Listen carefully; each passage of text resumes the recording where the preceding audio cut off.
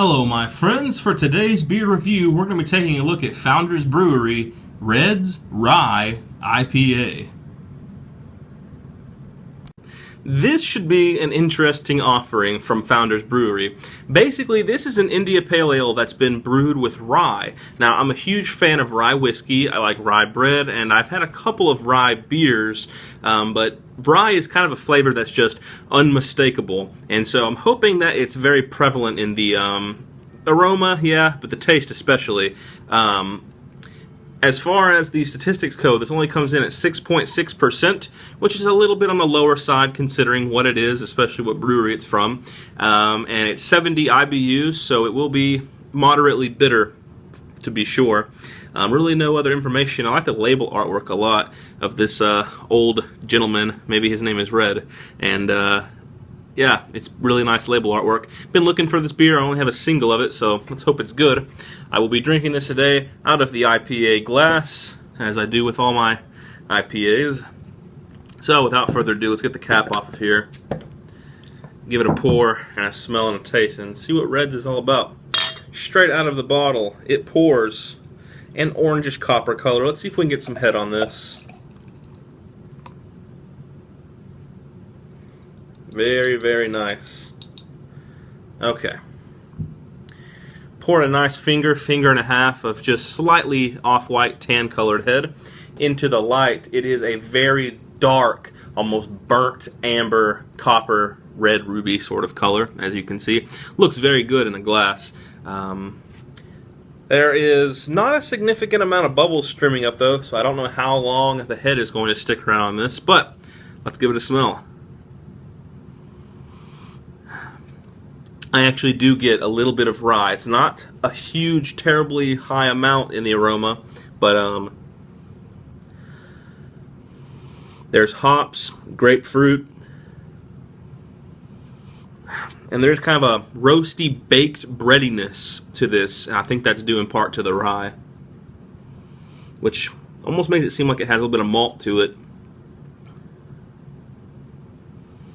Yeah, it kind of smells like a malty, bready IPA. Very interesting.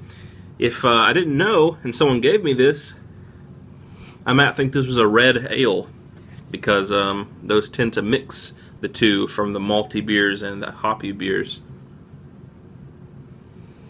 Alright, let's give it a taste and see what Red's is all about.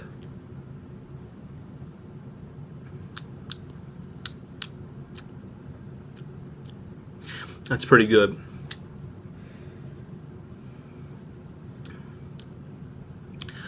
This is a very clean, crisp, and sessionable IPA. It's not over the top.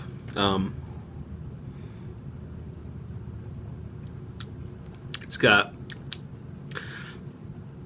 mostly neutral to bitter hops up front, not a lot of sweetness.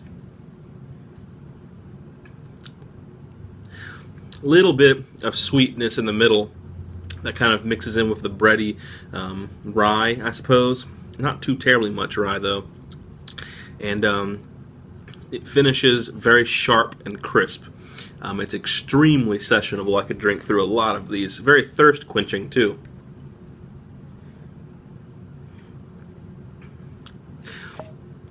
It's good. It's definitely not the most impressive IPA. And I think the rye in this is a little bit gimmicky. I don't taste a significant amount of rye. This is more like a slightly on the more neutral side, easy drinking, yet bitter IPA. It's kind of hard to explain. It's a really sessionable IPA that you could chug, but it's also bitter.